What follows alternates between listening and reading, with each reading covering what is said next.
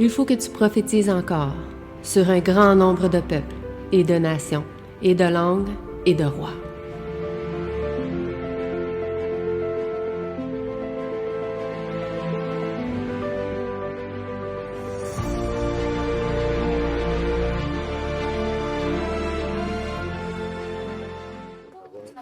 Bon sabbat. Donc, ce matin, nous allons étudier dans la révision de l'école de sabbat, le chapitre 5 d'Esdras, le livre d'Esdras, chapitre 5. La leçon portait le titre « Les difficultés surgissent ». OK, Esdras, chapitre 5.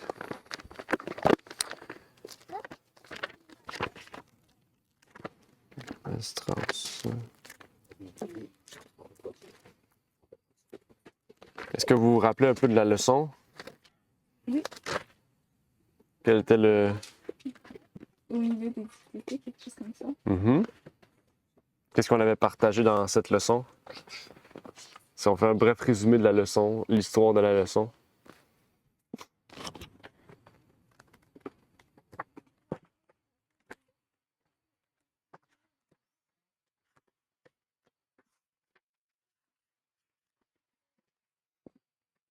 Qu'est-ce qui s'était passé dans le chapitre 5? Et par rapport à la construction du temple, Mm-hmm. et encore une fois, les Juifs, ils ont rencontré des difficultés pendant la construction. Oui, Mhm. Brancher la voiture. oui. C'est pour brancher Et on va voir aussi la différence aussi qu'il y avait, le problème, la différence entre, si vous vous rappelez, la situation avec les Samaritains, puis cette situation-ci, il y a une différence très importante qu'on va soulever. OK? Si on se rappelle un peu, l'histoire des Samaritains, vous vous rappelez que les Samaritains, c'était les gens qui étaient sur place, qui étaient juifs, et qui s'étaient mélangés avec les païens, qui avaient développé une forme d'adoration avec Dieu, mélangée avec des idoles, avec toutes sortes de faux dieux. Et les Zorobabel avaient refusé que les Samaritains construisent le temple avec eux. Ici, on retrouve une situation un peu différente, mis à part le fait que les deux situations avaient pour but d'empêcher les Juifs de reconstruire le temple.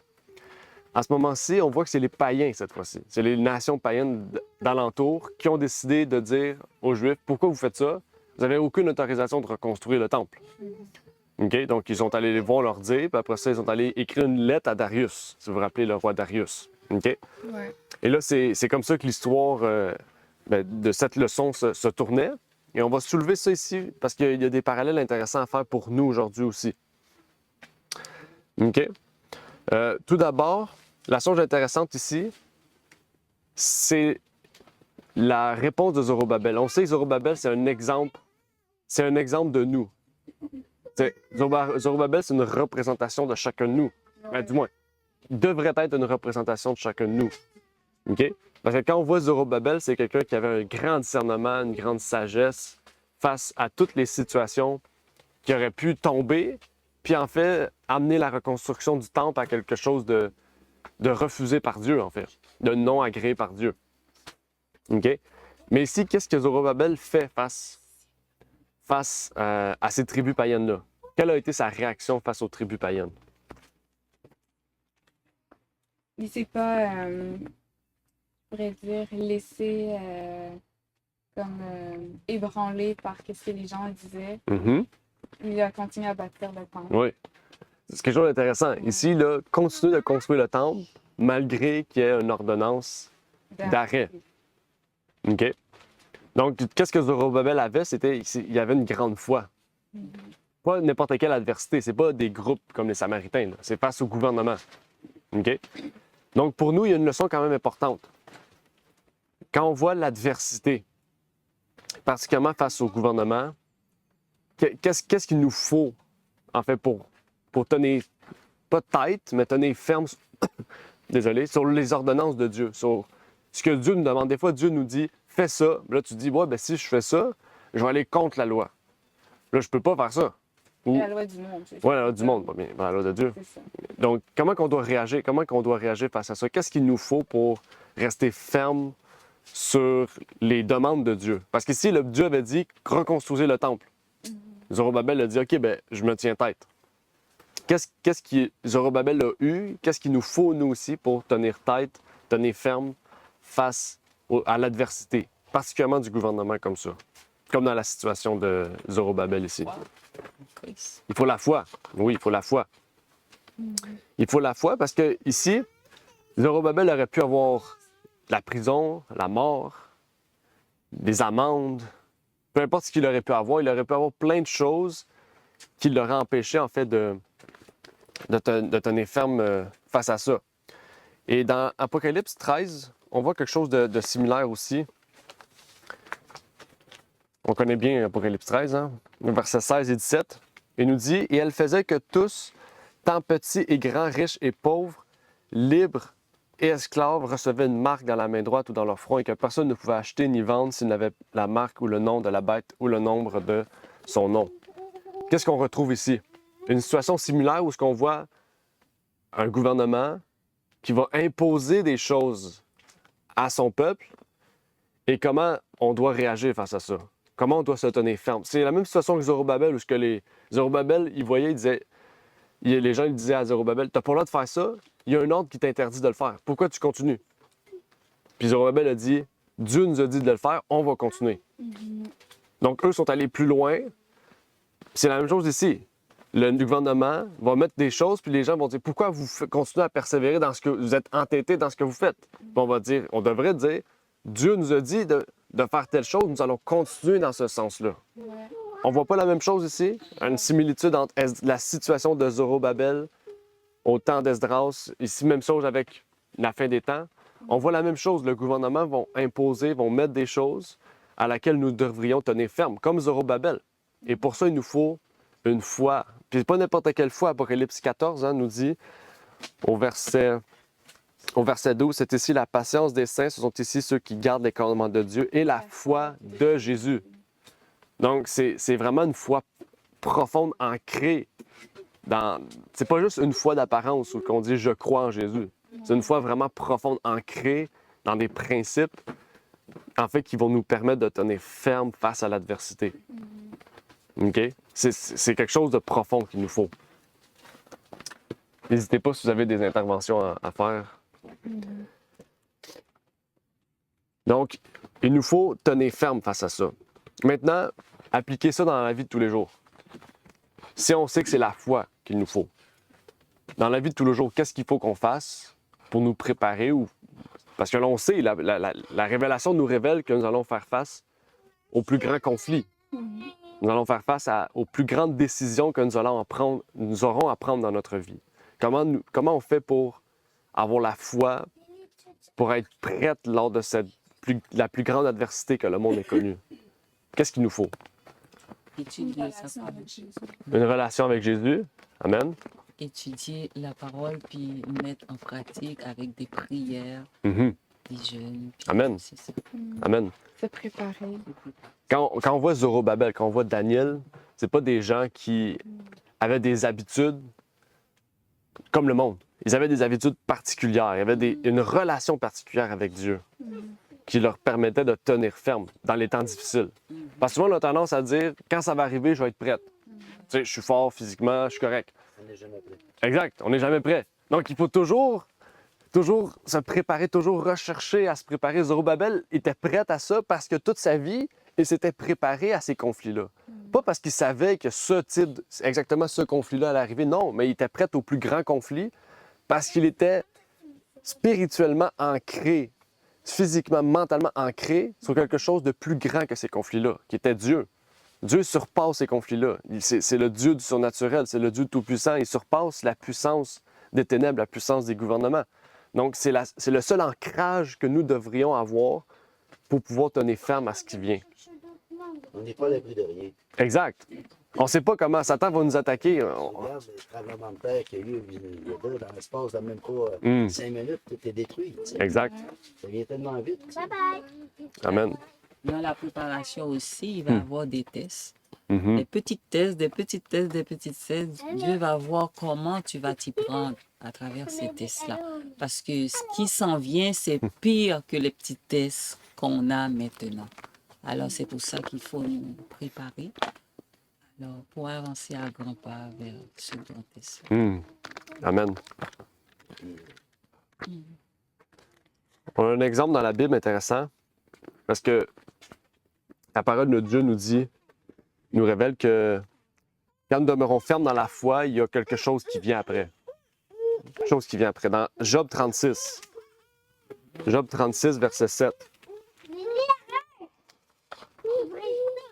Regardez ce que Dieu il dit à Job. Parce que Job aussi, c'est un exemple de nous. Hein? C'est un exemple des 144 000 dans l'Apocalypse. C'est une représentation. Okay? Donc, il y a quelque chose d'intéressant dans Job 36, verset 7. Il nous dit « Il ne détourne pas ses yeux des justes, en parlant de Dieu. Il place ses justes avec les rois sur le trône. Il y fait asseoir pour toujours et ils sont élevés. » Il dit ici « Il ne détourne pas ses yeux des justes. » Okay? Donc, quand on prend position pour Dieu, que Dieu nous voit justes et saints, qu'est-ce qu'il dit? Il ne détourne pas ses yeux de nous. Donc, quand on prend position pour lui, on dit souvent, hein, si Dieu est avec nous, qui sera contre nous? C'est exactement ça qu'il a fait avec Job. Job a pris position pour lui, donc Dieu a pris position pour Job. Okay? Donc, si on prend position pour l'ennemi, Dieu va être notre ennemi, là. Parce qu'on se fait ami des hommes, mais ennemi de Dieu. Hein? La Bible dit, si vous êtes amis du monde, vous serez en inimitié contre Dieu. Mais si vous êtes ennemis du monde, vous serez amis de Dieu. Okay? C'est un principe clair et net. Et Zorobabel le savait. Il savait qu'il voyait la situation difficile, puis il disait, même si la situation est difficile, parce que oui, la situation de Zorobabel n'était pas facile, mais il savait que c'est sûr qu'il mettait les hommes en colère ou il mettait Dieu en colère. Puis lui, sa foi, c'était comme...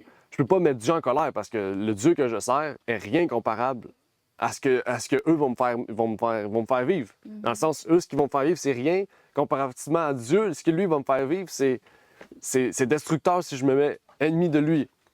Donc, il a choisi Dieu.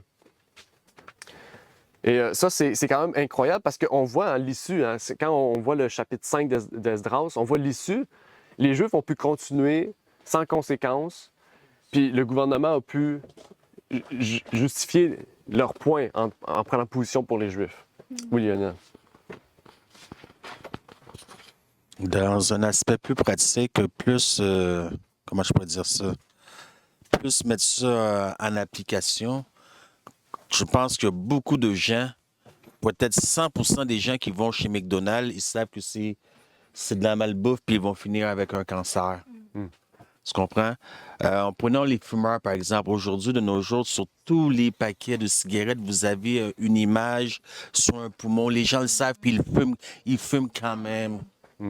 Prenons l'alcool. Avant, c'était la prohibition, puis maintenant, c'est rendu tellement chose commune qu'une société des alcools, il y en a dans tous les dépanneurs, les gens, ils savent que c'est pas bon, ils vont avoir un cancer, telle maladie, puis ils le font quand même. Donc, nous, on sait beaucoup de choses, mais on va le faire quand même, puis on fait quand même ce qu'on doit pas faire. Même si on fait quoi comme les païens, McDonald's ou tabac ou alcool, on sait beaucoup de choses. Qu'est-ce qui fait en sorte réellement qu'on peut subsister? Parce que souvent, on pense qu'on est au-dessus de beaucoup de choses. C'est la foi. Puis il faut se poser la question d'où est-ce que vient la foi et comment qu'elle se développe. Puis la parole de Dieu, elle dit clairement que la foi vient de ce qu'on entend, et de ce qu'on entend vient de la parole de Dieu. La foi vient de ce qu'on entend.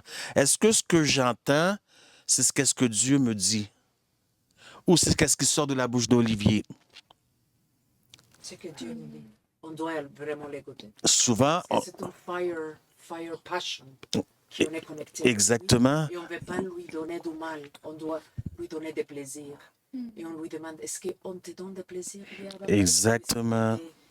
Et des honneurs. Ouais. Et comme ça, on augmente la... Exactement. Mais souvent, qu'est-ce qui arrive, c'est que c'est pas ce qu'on entend qui vient de la parole de Dieu, mais c'est la parole de notre homme. On va acheter des livres, on va écouter des messages sur YouTube de notre homme, mais quand Dieu il parle, il ne fait pas un appel conférence. C'est un appel one-on-one. Est-ce qu'on prend le temps de se mettre à jour et d'écouter ce que Dieu a à nous dire? Est-ce qu'on prend le temps d'ouvrir la parole et de dire, Dieu, parle-moi?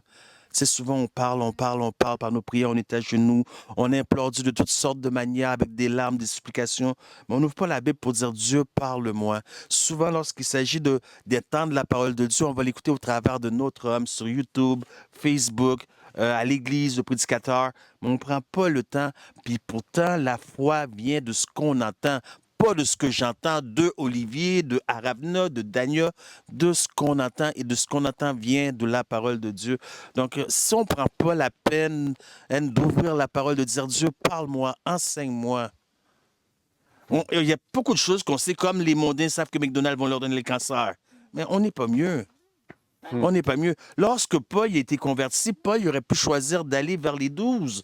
Alors, regardez, les 12, ils ont marché avec Jésus, ils ont parlé avec Jésus, ils ont mangé avec Jésus, ils ont prié avec Jésus, ils ont dormi avec Jésus. Mais Paul a fait quoi? Il est allé en Arabie, où est-ce que l'Esprit de Dieu lui-même, lui a enseigné.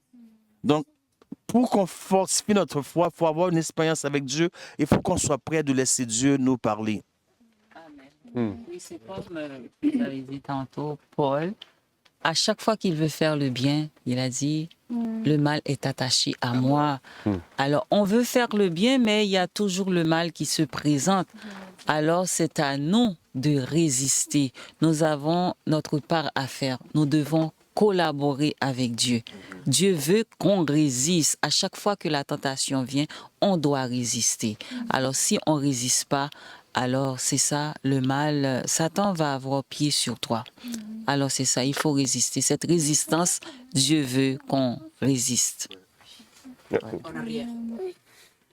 Mais aussi la Bible nous dit, je pense que c'est dans Romains, le mal que je ne veux pas faire, c'est ce que je fais. Le bien que je veux faire, c'est ce que je fais pas. C'est ce que je ne fais pas. Qui me délivrera de ce corps de mort? Donc, c'est aussi par la grâce de Dieu, c'est dans la grâce de Dieu qu'il y a la puissance qu'on a besoin pour pouvoir résister au péché, pour pouvoir être transformé, pour pouvoir ne pas choisir le McDo, pour pouvoir avancer dans les voies que Dieu nous donne. Par nos propres forces, c'est pas possible. Oui, tu peux, mon amour. Amen. Si Dieu n'a Claire, pas... vous n'avez pas encore résisté jusqu'au sang en luttant contre le péché. Lequel a résisté jusqu'au sang? Il n'y a pas beaucoup. Il y en a quelques-uns qui ont laissé leur vie, comme Os, Jérôme. Oh, mais il y en a quelques-uns, mais c'est très rare là, jusqu'au sang. Au contraire, lorsque la tentation vient, la première chose on fait, on flanche. Si c'est une tentation personnelle, on flanche immédiatement. Imaginez quand c'est relié à des choses gouvernementales, comme Olivier présente dans le message de Esdras, c'est relié à des choses gouvernementales. Et ça, c'est des micro-images de ce qui s'en vient pour nous. Lorsqu'on parle de gouvernement, lorsqu'on va parler de marque de la bête et l'image de la bête, au contraire, l'image est encore plus dure que la marque comme telle, nous montre que c'est un test. C'est pas la marque, c'est l'image, c'est un test. Et on voit ça depuis à partir du temps de Jésus. Donc, le temps ne me permet pas de rentrer dans les détails, mais si vous allez voir la vidéo que j'avais fait, l'étude que j'avais fait, religion et, comment qu'on appelle ça? Religion et quoi? Non, c'est religion quelque chose, je ne me rappelle plus du site. Donc, il est encore sur les Doctrine? Non, religion et église. Okay. Église, dénomination. Okay. Une question, c'est clair. Donc, on voit que Église, les tests, c'est depuis dans le temps de Jésus. Donc, c'est pas juste, on a pour juste la marque de la bête comme test, mais l'image, c'est toujours un gros test. Puis si on flanchit sur des petites affaires simples et personnelles, imaginez lorsque c'est gouvernemental, ça va peut-être dur de ne pas tomber. Amen. Amen. Merci, Lionel. Oui, Maria, tu voulais... Je voulais ajouter avec frère Jacques Lionel que, savez-vous, quand il y a des institutions de, par exemple, je ne sais pas quoi, les naval ou les soldats qui sont à la guerre, et chaque institution, ils sont très fiers d'être partie de ce groupe-là. Je pense que nous aussi, les soldats de Yahushua Roi, de Jésus, on doit être disciplinés et aussi forts comme eux. Ils prennent ça sérieusement. Et nous, comme soldats de Yahushua Roi, on doit aussi le faire avec honneur, avec humilité, mais aussi avec une hauteur plus que tous les autres qui le font, parce que les autres sont pour l'amour terrenel ou je ne sais pas, l'argent, le salaire, beaucoup des autres raisons. Mais nous, vraiment, sommes pour obéissance, pour l'amour et pour faire la mission que lui, il veut qu'on fasse. Amen. Amen. Alors, nous sommes des soldats de Yahushua. Yes, exact. Amen. Bien. Quand on reprend l'histoire d'Esdras, par la suite, on voit une lettre. Dans le livre d'Esdras, on voit une lettre qui a été envoyée au roi Darius. La lettre a été envoyée au roi Darius pour plaider pour arrêter les travaux des Juifs. Et les Juifs ont répondu quelque chose d'intéressant. Ils ont dit que, en fait, Dieu leur avait ordonné cela, donc ils allaient continuer les travaux. Peu importe l'issue de la chose, ils allaient continuer les travaux jusqu'à ce que, en fait, ils ne puissent plus physiquement le faire, dans le sens où ils n'avaient plus la vie, en fait. Pour dire, ils auraient persévéré jusqu'à la mort. Amen. Pour vous dire les travaux, la mission que nous donne à chaque de nous? Non, là, on parle des travaux ici d'Esdras, la reconstruction. Mais il y a conflit quand même ici. Puisque l'ordre a été donné pas aux païens, aux rois même, aux Juifs qui pouvaient retourner à les construire. Exact. Donc, pourquoi les païens? Il y a toujours quelqu'un qui ne se mêle pas de ses affaires. Et ça complique les choses. Exact. Et ça influence d'autres personnes. Donc, une autre question qu'on peut se poser ici, quand nous prenons position pour Dieu, devons-nous avoir peur de nos positions, de nos principes? Parce que souvent, on voit le dilemme, on voit un dilemme entre les principes bibliques et les principes du monde. Puis quand on fait face à l'adversité, on a tendance à... C'est humain. On a tendance à, quand on voit un conflit, on aime mieux s'éloigner du conflit, on aime mieux rien dire, puis contourner le conflit. Mais ici, le conflit, ils ont fait face. Quand ils ont vu la lettre qui a été envoyée au roi, ils ont reçu une copie, ils ont dit « Dieu nous a demandé d'obéir à cela, nous allons continuer ». Ils ont fait face vraiment au conflit en tenant ferme à leurs principes, dans leur foi. Et Dieu nous demande la même chose ici. On peut voir dans Psaume 27, verset 1. Psaume 27, verset 1. Il nous dit « L'Éternel est ma lumière et ma délivrance. De qui aurais-je peur? L'Éternel est le rempart de ma vie. De qui aurais-je crainte? » C'est un texte puissant ici. « L'Éternel est ma lumière et ma délivrance. De qui aurais-je peur? » De qui peut-on avoir peur si l'Éternel est ma lumière et ma délivrance? L'Éternel est le rempart de ma vie. De qui aurais-je crainte? On voit ici que Dieu veut des gens courageux. Quand on prend position pour Dieu, Dieu veut qu'on soit courageux. Amen. Mais c'est pas que nous sommes pas courageux. Oser, oser. Dare to do things. Dare. Daniel. Parce qu'ils nous bloquent. Les gens nous bloquent. Ben oui. On nous intimide. Intimide. Oui, répétez. Intimide. Oui, ce mot-là. Et on doit vraiment sortir quelque chose que seulement Dieu te donne pour vraiment faire face à ça. D'une manière un peu boxing, hein? C'est pas... Punching bag. Mais Amen. c'est pas juste ça, Olivier, c'est que si on n'est pas ce qu'on est, c'est parce qu'on a un problème au niveau de notre identité. Je pense qu'on a perdu notre identité en tant que qui on est. C'est facile de dire identité chrétienne. Chrétien, c'est maintenant une étiquette. On parle vraiment d'identité. Donc, lorsqu'on sait à qui on est, à qui on appartient, à qui on est l'objet, à qui on est le sujet, il n'y a rien qui te pourrait bloquer un chrétien. Le chrétien, il doit avoir une puissance. Je suis le fils du roi des rois. Du roi des rois. Son fils est mon grand frère. Un grand frère protège son petit frère.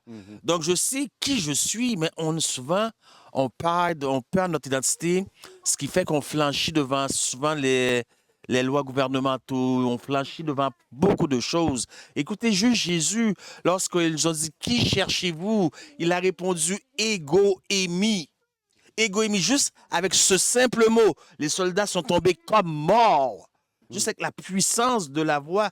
Donc, on a une puissance créative de ce qu'on dit. Je suis le fils de Dieu. Donc, je peux le dire, je suis le fils de Dieu. Dieu est mon Père. Parce qu'Hébreux 2,13 nous dit, « Et me voici moi et les enfants que Dieu m'a donnés. » Donc, Jésus dit les enfants que Dieu lui a donnés. Christ est aussi un Père pour nous. Donc, je suis son enfant. Donc, lorsque je sais qui je suis, il y a des choses que maintenant, je ne ferai plus. Je n'ai pas besoin que Olivier ouvre la Bible, me donne un texte, me tape la Bible. Il y a des choses automatiquement je ne fais plus, que je ne vais plus manger, des endroits où je ne vais plus aller, des choses que je ne vais plus dire, des expressions que je ne vais plus utiliser parce que je sais qui je suis. Et il n'y a pas aucun gouvernement qui peut mettre aucune loi qui va nous dire non, tu vas transgresser ça. Non, je vais pas. D'ailleurs, le COVID, c'était un meilleur exemple, micro-image pour tous avec les masques, les choses. C'était la meilleure éco-image. Puis Dieu a pris soin de moi pendant ce temps-là. Amen.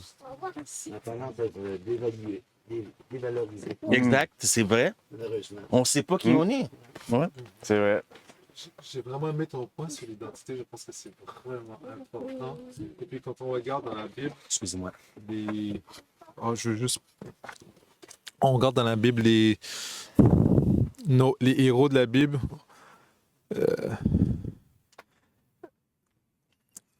Je pense à Joseph. Je pense à Daniel, les 4 jeunes Hébreux. Je pense vraiment à Pierre.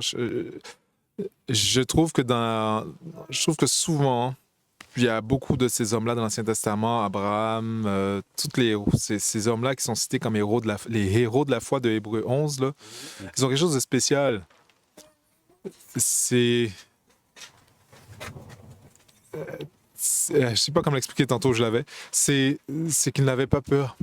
Ils étaient fearless d'une certaine façon par rapport à ce qu'on penserait d'eux. Ils ne craignaient pas. Ils ne craignaient pas les humains autour d'eux. Ils ne craignaient pas. Je pense qu'ils étaient fermes dans leur identité. Et ce qui fait que leur identité allait au-delà des circonstances, c'est ça. Puis ce que je veux dire, en fait, c'est qu'ils avaient cette espèce de chose qui n'est pas vraiment bien vue aujourd'hui, mais c'est le côté, je veux dire, un peu fonceur fou. Ça faisait pas de sens, mais ils ont foncé pareil. C'était impossible, mais ils ont foncé pareil. Ils ont marché parce qu'ils ont dit, c'est mon Dieu qui a dit, j'y vais. Ils sont allés par la foi. Ils ne sont pas allés par l'affût. Ils ne sont pas parlés par rapport aux circonstances. C'est un petit peu ce que je veux dire. J'avais le mot, il y a un mot pour ça en français, j'ai oublié, mais ils avaient cette espèce d'assurance, une confiance qui dépendait strictement de Dieu, comme David. David était un petit peu... Quand on regarde, je vois que Dieu aime bien ceux qui sont capables de foncer malgré tout. Une espèce de foi, mais qui va de l'avant, même si ça fait aucun sens, même si c'est pas dans la logique, même si c'est pas dans les habitudes, même si c'est pas dans la coutume, même s'il y a personne humainement qui le ferait rationnellement, en suivant les conseils, les consignes, et puis la coutume, la tradition. Je pense que je vois vraiment un Dieu qui soutient cette espèce de mentalité-là, qui n'a pas peur, puis qui fonce. C'est juste ça que je voulais dire un petit peu. Puis c'est vraiment enraciné dans ce que tu as dit, Lionel, dans l'identité. Ils étaient tous affirmés et fermes dans leur identité. Et je trouve ça merveilleux. Amen. Vous savez aussi, l'apôtre Paul, donc, au temps biblique. Damique, excuse-moi frère, damique. Comment on dit damique en français? C'est quoi damique? M-E-E. M-E-E. Meekness. Dieu dit seulement les miques, les propriétaires de la terre, la nouvelle terre. C'est les gens qui disent qu'ils osent. Douceur, ouais. Mais je ne sais pas les traduire. Au temps biblique, on voit souvent les esclaves comme quelque chose de mauvais. Quelque chose de mauvais parce qu'on voit le peuple d'Israël a souvent été un esclave comme esclave en Égypte. Mais l'esclave comme tel, dans la Bible, n'est pas quelque chose de mauvais. Voilà pourquoi il était permis aux Israélites d'avoir des esclaves parce que ce n'était pas quelque chose de mauvais. Pourquoi? Parce que l'esclave servait à refléter l'image du maître, à donner une caractéristique de son maître. Voilà pourquoi les gens avaient des esclaves dans le temps. C'était pas nécessairement pour les maltraiter, puis pour les torturiser, pour les martyriser. C'était pour faire refléter le caractère du maître. Donc, lorsqu'on parle d'identité, Paul... Non, pour vraiment révéler le caractère du maître. Paul nous donne le meilleur exemple comme tel, parce que le mot esclave, c'est doulos dans le grec.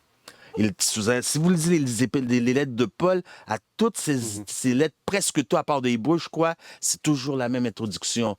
Paul, un doulos de Jésus-Christ, un esclave de Jésus-Christ. Donc, l'esclave servait à refléter l'image, le caractère du maître. Donc, parce que personne d'entre nous qui vit, on est libre. Soit on vit pour être esclave de la justice ou esclave du péché. Si on est esclave de la justice, on est esclave de Christ. Donc, on fait refléter le caractère, l'image de Christ au monde entier. Sinon, on fait refléter l'image et le caractère de l'ennemi, de l'opposé. Puis Paul commence toujours. Paul, il n'y avait pas de doute. Paul savait qui il était. Un doulos de Jésus-Christ. Donc, c'est-à-dire, il était esclave de Jésus-Christ, pas esclave dans quelque chose de péjoratif, négatif, mais pour faire reparaître, pas reparaître, mais pour faire éclater le caractère de Christ. Comment on écrit le mot doulos? Doulos. Doulos en grec. D-O-U-L-O-S. Doulos. Ouais. Merci. Petit cours de grec gratuit. Tantôt, vous allez en avoir un autre. Avec le prochain message. Amen. Je vais lire une citation dans le livre Éducation, à la page 68. Ce dont le monde a le plus besoin, c'est d'hommes, non pas des hommes qu'on achète et qui se vendent, mais d'hommes profondément loyaux et intègres. Des hommes qui ne craignent pas d'appeler le péché par son nom, des hommes dont la conscience soit aussi fidèle à son devoir que la boussole l'est au pôle. Des hommes qui défendraient la justice et la vérité même si l'univers s'écroulait. C'est ça à quoi Dieu nous encourage. On voit ça dans Zorobabel, c'est ce qu'on voit. Demeurer ferme, peu importe. On voit depuis le début, il est demeuré ferme. Juste 5 chapitres nous montrent la fidélité de Zorobabel. Et c'est intéressant parce que Harold tantôt a parlé d'Hébreu, où on voit la liste de personnes qui étaient fidèles. Et on aurait pu mettre Zorobabel dans ça, là. Il était fidèle. Mais la liste dit qu'elle n'est pas exhaustive. La liste est beaucoup d'autres. C'est ça. La liste, donc, Zorobabel se retrouve dans cette liste-là. Puis c'est un exemple aussi pour nous de voir et de dire, si on retrouve ces gens-là dans la parole, c'est des modèles qu'on peut voir aussi. Ils ont fait des erreurs, comme ils ont fait des bonnes choses, mais quand on les retrouve là, c'est parce qu'ils ont demeuré fermes jusqu'à la fin. Ils ont resté fidèles jusqu'à la fin. On a parlé d'identité tantôt, puis c'est très important. Quand on trouve notre identité en Christ, c'est là qu'on trouve le but de la vie, en fait. Ouais. Le but profond. Ouais. Mais ce que j'aime, c'est que souvent, moi et Olivier, on passe beaucoup de temps ensemble, on échange beaucoup de choses ensemble. Puis cette semaine, on ne s'est pas vu, j'étais pas présent. Donc, je ne savais même pas qu'est-ce qu'il avait, cette citation-là, dans l'école du sabbat. J'étais même pas au courant. Et ça prouve que c'est le même esprit qui travaille. Parce que vous allez voir qu'est-ce la citation qu'il vient de citer, vous allez voir un texte dans la Bible. Donc, je ne vais pas trop détailler parce que ça fait partie du message d'après-midi, un texte dans la Bible, dans l'Apocalypse. Vous allez voir que ça se réfère directement à ça. C'est ce qu'on a besoin d'aujourd'hui. Est-ce qu'on va trouver des gens avec de la colonne? Des hommes et des femmes qui ne se vendent pas, qui sont fidèles à l'œuvre. Donc, c'est parce qu'il y a un texte dans la Bible qui dit ils l'ont vaincu par le sang de l'agneau, par leur parole de leur témoignage. Et souvent, c'est là qu'on reste. On arrête là, on arrête de le lire. On ne continue pas à lire pour voir. Ils n'ont point aimé leur vie jusqu'à la mort. Il y a un temps qui arrive et c'est ça des moments qu'on a des retraites comme ça, qu'on vient de se fortifier tous ensemble, prier les uns pour les autres, prier les uns avec les autres pour se fortifier parce que va falloir qu'on arrive à cette étape-là avant que les choses se corsent. Va falloir qu'on arrive au point qu'on aime tellement Dieu que s'il y avait une loi nous empêchant de vendre ou d'acheter, on préférait mourir avant de transgresser les commandements de Dieu. Va falloir qu'on arrive à ce point-là, qu'on aime Dieu tellement qu'on rejette notre propre vie. Oui, mais c'est que les gens, On dirait qu'aujourd'hui, les gens... Juste pour ceux qui sont en ligne. Ah, OK. On dirait qu'aujourd'hui, on voit les gens qui prennent la mort comme une délivrance. Tu sais. On a le phénomène L'euthanasie, maintenant, ben, tu sais, le droit à mourir, tu sais, puis là, les listes s'allongent. Les listes s'allongent sur le droit à mourir, parce que les gens sont de plus en plus dans la détresse, dans la misère. Puis dis-moi, pourquoi rester ici dans la misère? Je m'entends... Fais-moi une injection, puis je m'en vais de l'autre bord, puis mes problèmes sont réglés, tu sais. On perd le sens, comment je peux bien dire, l'idéologie d'origine de la vie, finalement, tu sais. La vie, c'est quoi? La vie, c'est formidable, la vie, tu sais. On se lève le matin, moi, toutes les fois que je me lève, je dis merci, Seigneur, de me donner une autre journée dans ma vie. Parce que tu me donnes le souffle de vie à tous les matins, c'est un miracle, hein? Tu peux me l'enlever demain matin, tu sais. Oui, tout à fait. Pourquoi je le lis encore ce matin, tu sais? C'est fantastique, tu sais. Mais il y en a tellement que, malheureusement, je sais pas, ils voient pas toutes les beautés du monde qui nous entourent, tu sais. Ils voient juste le côté... c'est ça, Ouais. Et j'aimerais ajouter un peu de ce qu'ils disent. C'est parce que les gens sont découragés, parce qu'ils sont entourés de tellement de gens mauvais. Par exemple, les hébergements des personnes âgées. Ils ne peuvent pas même sortir. J'aimerais, par exemple, louer un autobus qui les amène ici. Mais ils sont dans la chaise roulante, ils sont déprimés, dépressifs, ils sont... Je ne sais pas quoi. Et peut-être que le gouvernement va dire non, ils ne peuvent pas. Qui es-tu pour les amener respirer l'air pur et parler de Dieu? C'est quelque chose que... Ils sont comme en prison, mais d'une manière que personne pense qu'ils sont en prison. Merci. Tout à fait. Merci, Maria, parce que ça me rappelle... Extrême comme ça. Ouais.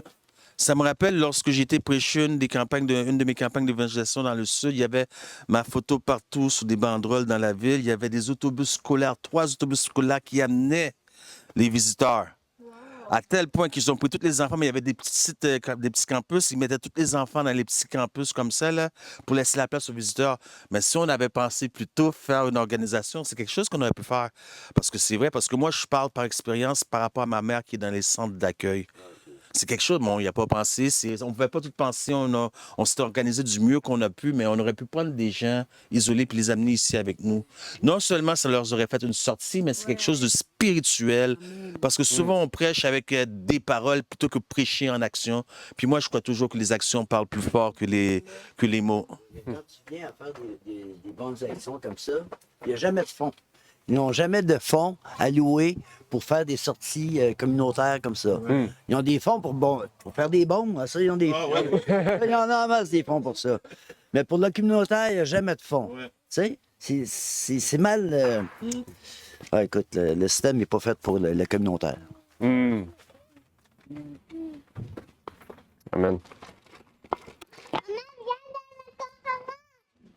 Ici, c'est intéressant aussi vers la fin, quand on voit la fin d'Esdras 5, il y a quelque chose d'intéressant ici. C'est on voit le traitement aussi que Zorobabel a reçu du gouvernement, puis il a reçu des Samaritains. Quand on compare les deux, on voit la finalité de chacun. Les Samaritains, qu'est-ce qu'ils ont fait? On dit les Samaritains, c'est censé être des frères là, des Juifs. Dans le sens, ils ont le même Dieu, ils l'adorent de façon différente. Comment les Samaritains ont traité les Juifs? Ils allaient physiquement attaquer les Juifs. Ils allaient vraiment physiquement les faire violence à ces gens-là. Là. Ils sont censés être des frères. Puis qu'est-ce que le gouvernement a fait? C'est qu'il est allé voir dans les registres du gouvernement. Ils ont trouvé le document de Cyrus qui montrait qu'ils avaient le droit de faire ces choses-là. Je ne sais pas si on voit la différence. Dans la fin des temps, c'est la même chose. Je ne sais pas si vous avez déjà lu, particulièrement dans Apocalypse 3. Dans Apocalypse 3, verset 9. Ça dit, « Voici, je t'en donnerai de la synagogue de Satan qui se disent juifs et qui ne le sont point, mais qui mentent.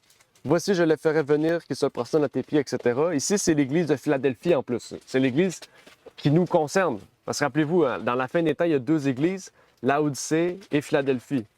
Et nous sommes quels? Bien, on est Laodicée, mais il faut devenir Philadelphie. Il faut devenir l'église de l'amour, là.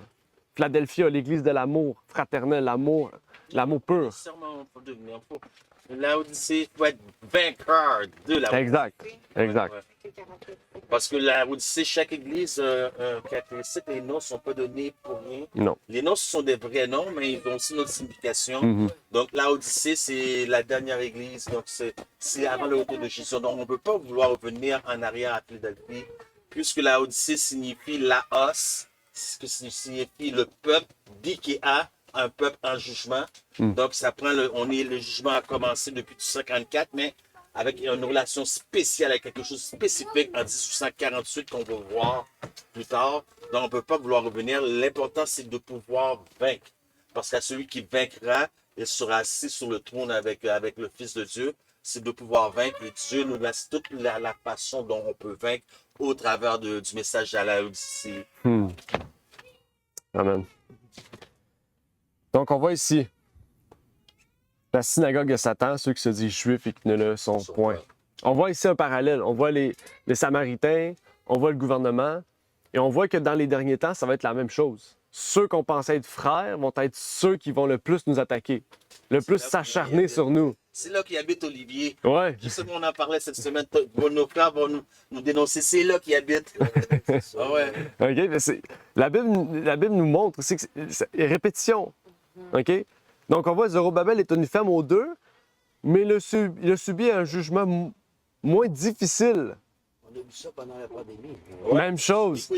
La même chose. C'est C'est quand même incroyable. Là. La Bible nous montre des situations similaires. Puis dans le livre d'Esdras, on voit cette situation-là qu'on peut vraiment agréer à notre époque.